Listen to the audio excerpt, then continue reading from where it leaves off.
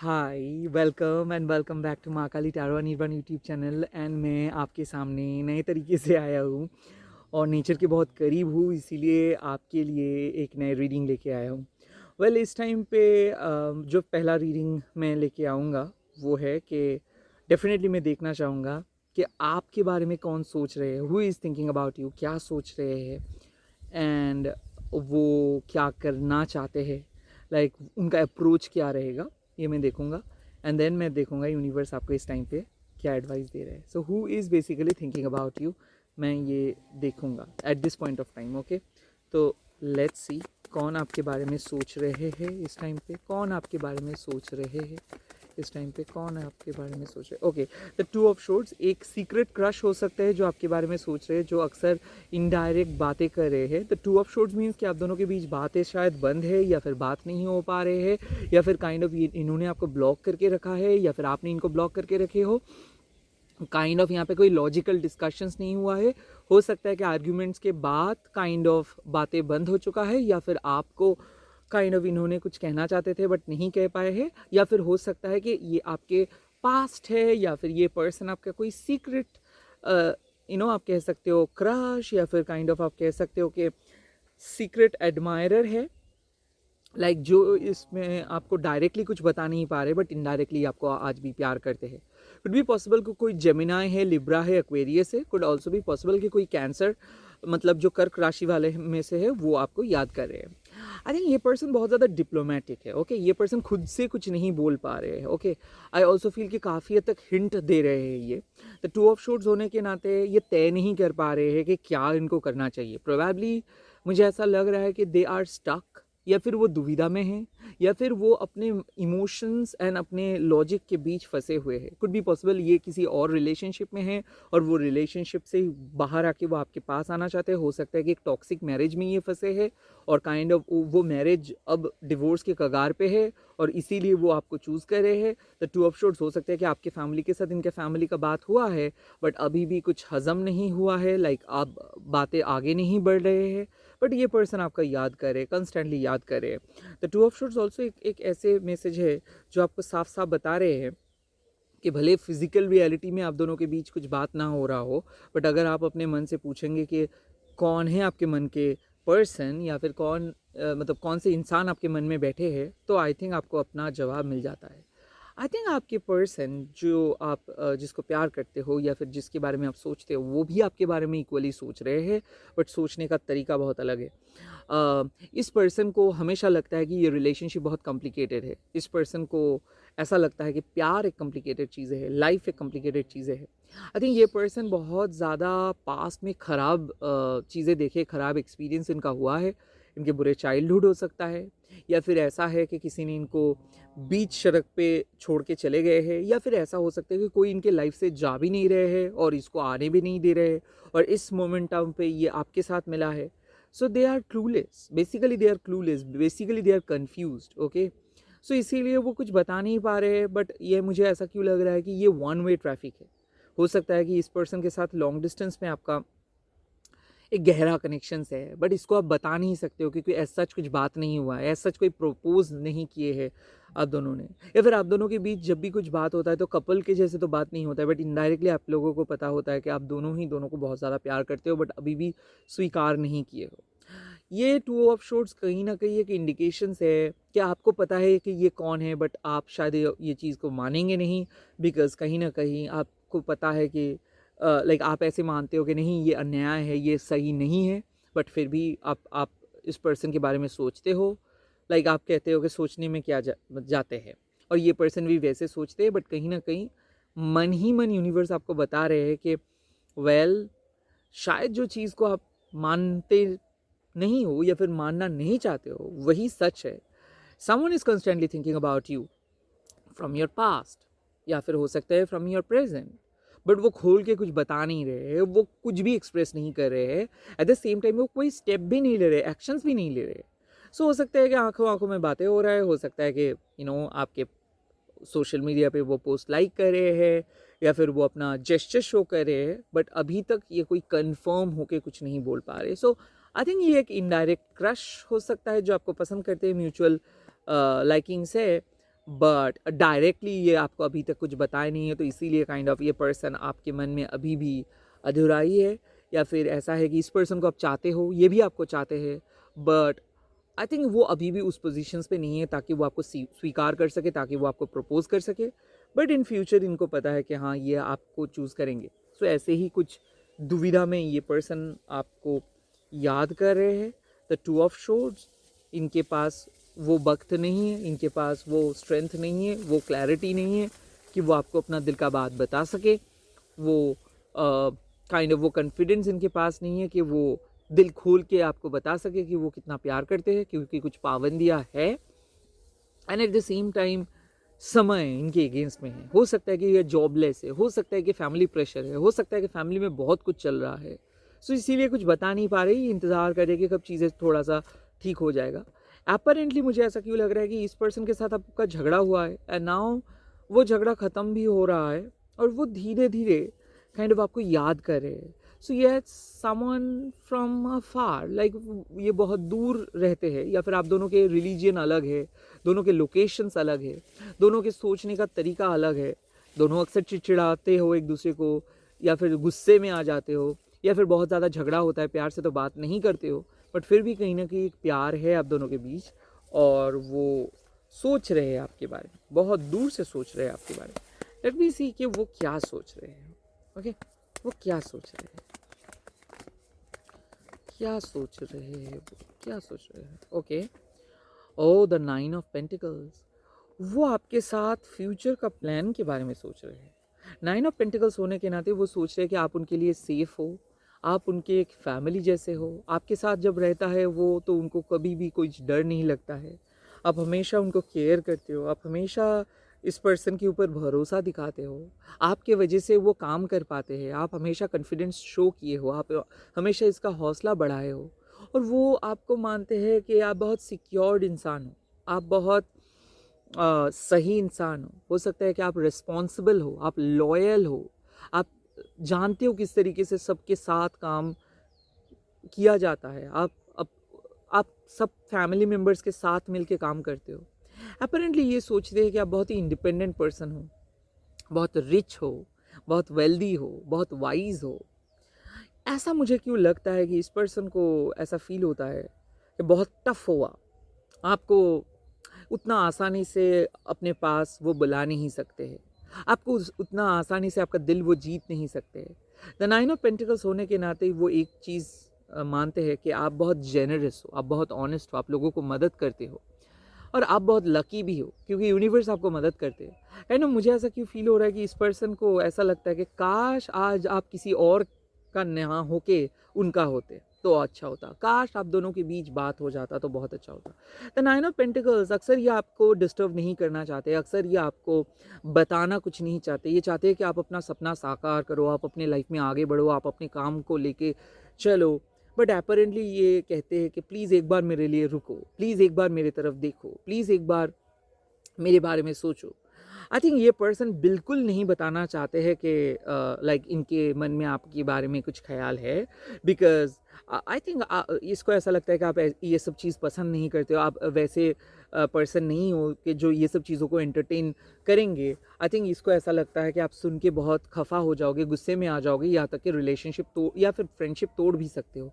I think इस person को लगता है कि आप बहुत ज़्यादा इंट्रोवर्ट हो, प्यार ये सब चीज़ों में इंटरेस्ट नहीं है, आपका इंटरेस्ट है मैक्स टू मैक्स कैरियर में, या फिर आपका फैमिली जो डिसाइड करेंगे उसी पे आप जाओगे। तो हो सकता है इस पर्सन को ऐसा लगता है कि नहीं, आप एम्बिशियस हो, आप अपने फैमिली को बहुत ज़्यादा प्यार करते हो, तो फैमिली को ना बता के ये सब आप नहीं कर पाएंगे।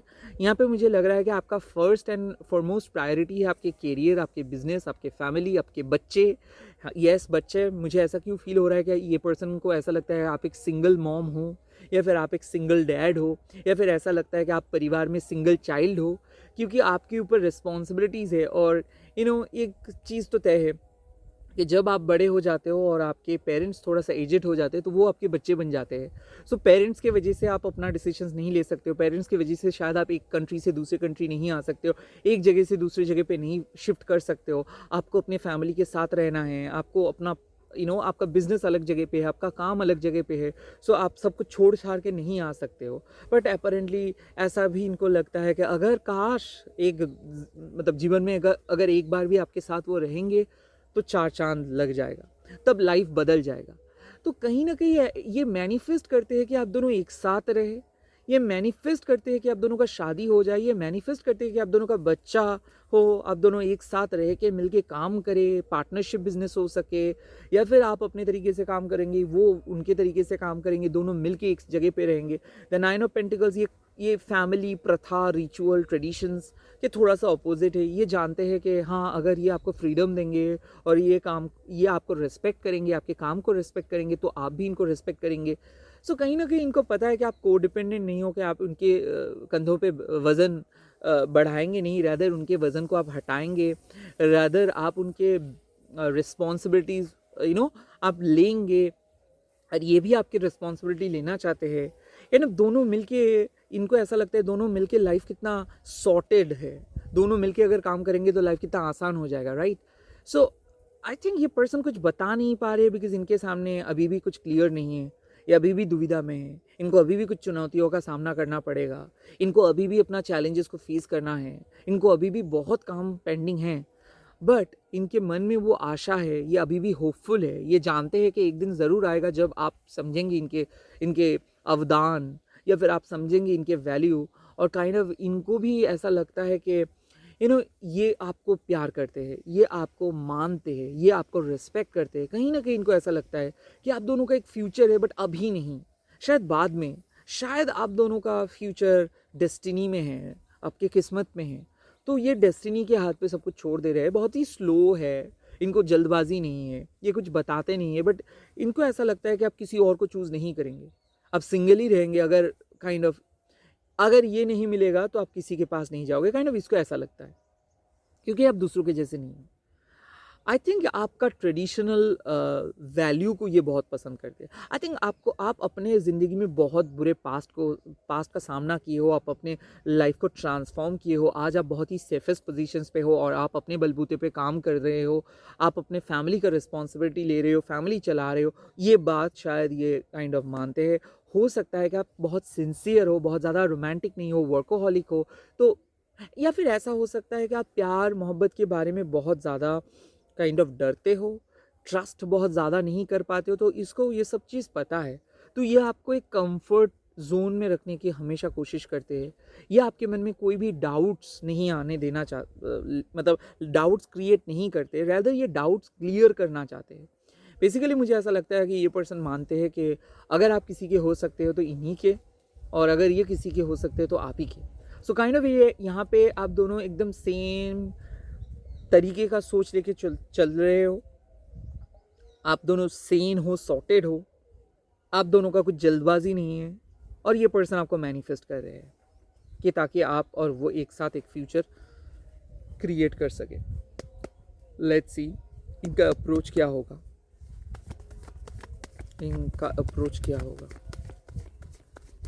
इनका अप्रोच क्या होगा। The 5 of Wands। I think ये चुप्पी तोड़ेंगे।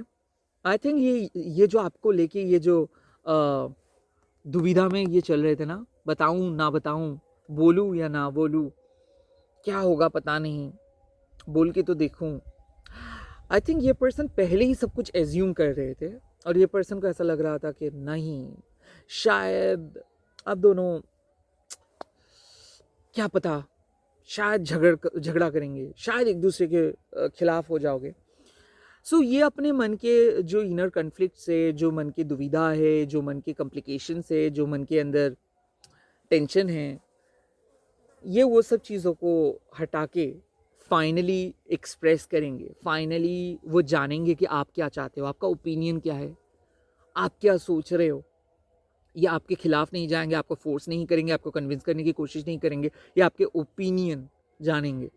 द 5 of Wands, मुझे ऐसा क्यों लग रहा है कि ये कभी आपको बोलने नहीं देते, कभी कुछ मौका नहीं देते, ये सभी काम खुद करेंगे, सभी क्रेडिट खुद लेंगे, सभी चीज़ में ये पहले आएंगे, सभी चीज़ ये खुद करेंगे। तो ऐसा मुझे क्यों लग रहा है कि ये बहुत ज़्यादा कम्पिटिटिव है, अकड़ू है, मुझे चाहिए। अब वो उनका कॉम्पिटिटिव नेचर से हट के ये थोड़ा सा सेल्फलेस होंगे, ये आपको मौका देंगे, ये आपको थोड़ा सा अलग नज़रिए से देखेंगे। आप देखेंगे ये पहले बहुत ज़्यादा गुस्से में आ जाते थे, पहले बहुत ज़्यादा रोकते थे, टोकते थे, चीज़ों को अपने हिसाब से करने की कोशिश करते थे, एक बार भी आपके बारे में नहीं सोचते थे कि आप क्या सोच रहे हो, आपके मन में क्या चल रहा है, कुछ भी आके मतलब आते थे तो बोल देते थे। बट अब ये कदर करेंगे, अब ये आपके हर एक छोटे छोटे इमोशंस का कदर करेंगे, आपके बारे में वो सोचना स्टार्ट करेंगे, आपको वो मिस करेंगे। सो यस, ये कनेक्शंस धीरे धीरे रोमांटिक एंगल की तरफ जा रहे हैं। अगर आप दोनों दोस्त हो तो ये दोस्ती से बढ़ के अब कुछ आप फील करेंगे। ऑफ कोर्स कॉम्प्लिकेशंस तो होगा ही, जब आप देखोगे कि एक टाइम पे जो पर्सन इतना ज़्यादा चुप था, झगड़ा ज़्यादा करता था, बहुत ज़्यादा कॉम्प्लिकेशंस था, वो अचानक कैसे इतना फ्रेंडली स्वीटली बिहेव कर रहे हैं। तो हाँ, तैयार हो जाइए इनके स्वीट वर्शंस के लिए, क्योंकि ये पेश आएंगे बहुत स्वीटली, बहुत सॉफ्टली, बहुत अलग तरीके से। आई थिंक आपको ऐसा भी लग सकता है कि ये आप पे सूट नहीं करता है, बिकॉज इस पर्सन को आप जैसे जानते हो वो वो बदलेगा, वो बदल जाएगा। आई थिंक वो आपको मिस करना स्टार्ट किया है। आई थिंक वो अपने जोन में नहीं है, वो हमेशा आप ही को अब मिस कर रहे हैं कि आप क्यों नहीं आए हो, आप क्यों नहीं बात कर रहे हो, आप ऑन क्यों नहीं हो, आपको तो बोलना चाहिए, आप क्यों कुछ नहीं बोल रहे हो, आप क्यों आसानी से सब कुछ मान रहे हो, आप क्यों इनके साथ लड़ नहीं रहे हो, काइंड ऑफ ऐसा। और 5 ऑफ वांड्स मीन्स कि अक्सर हो सकता है ऐसा चीज़ कि इनकी फैमिली बहुत ज़्यादा प्रेशर क्रिएट कर रहे थे, और अब ये कहेंगे कि ठीक है जो हो गया सो हो गया, अब ये अपने मुताबिक चलेंगे, अब ये अपने तरीके से काम करेंगे। सो आई थिंक आप दोनों के बीच अगर मिसअंडरस्टैंडिंग, झगड़ा, कन्फ्लिक्ट चल रहा था, वो ख़त्म करेंगे, वो आपको मानेंगे, वो आपको एक्सेप्ट करेंगे, और वो झगड़ा ख़त्म करके अब दोस्ती का हाथ बढ़ाएंगे, स्वीटली पेश आएंगे, बहुत अच्छे तरीके से बात करेंगे, बहुत स्वीटली बात करेंगे। एंड मुझे ऐसा क्यों लग रहा है कि आपको ऐसा लगेगा कि वाह, यही पर्सन को आप कभी नहीं जानते थे, बट आपको यकीन था कि हाँ ये इतना स्वीट है, बट ये कुछ अलग ही पर्सन बन के बैठे थे। आई थिंक आप इस पर्सन की जो इनर पर्सनैलिटी है वो जान पाएंगे, इसको समझ पाएंगे, इसको देख पाएंगे आप। लेट मी सी कि यूनिवर्स का क्या सलाह है आपको, क्या सलाह दे रहे हैं यूनिवर्स इस टाइम पे। ओ द 3 ऑफ पेंटिकल्स, आप दोनों को एक दूसरे के साथ देना है, मानना है कि एक टीम हो आप दोनों, एक दूसरे के खिलाफ जाके कुछ फ़ायदा नहीं है, रैदर कंट्रीब्यूट करना है, आप अपने तरीके से कंट्रीब्यूट करिए, इनको इनके तरीके से कंट्रीब्यूट करने दे, और आप लोग एक टीम बन के अपना काम करें, इस रिश्ते को निभाए। ओके, 3 ऑफ पेंटिकल्स मीन्स कि अगर आप अपना काम करेंगे और ये अपना काम करेंगे और दोनों मिलके आप एक बहुत ही प्रोडक्टिव हेल्दी फ्रेंडशिप क्रिएट करेंगे। यहाँ पे कौन ज़्यादा कौन कम ये नहीं देखेंगे, रैदर देखेंगे कि कितना आप मदद कर रहे हो, ये कितना आपको मदद कर रहे हैं। और कंट्रीब्यूशंस वैसे नहीं देखा जाता है कि कौन ज़्यादा कंट्रीब्यूट करे कौन कम कंट्रीब्यूट करे। कंट्रीब्यूशंस देखा जाता है कि जिसके पास बहुत ज़्यादा पैसा है बट वक्त बहुत कम है, तो वो कितना ज़्यादा वक्त दे रहा है, और जिनके पास बहुत ज़्यादा वक्त है बट बहुत कम पैसा है, तो वो उतना कम पैसे में से ही कितना ज़्यादा कंट्रीब्यूट करे। सो आई थिंक ये इस टाइम पे यूनिवर्स कह रहे हैं कि आप अपना जो ऑब्जर्वेशन है उसको थोड़ा सा अलग तरीके से देखना स्टार्ट कीजिए, थोड़ा सा चेंज कीजिए अपना परसेप्शंस।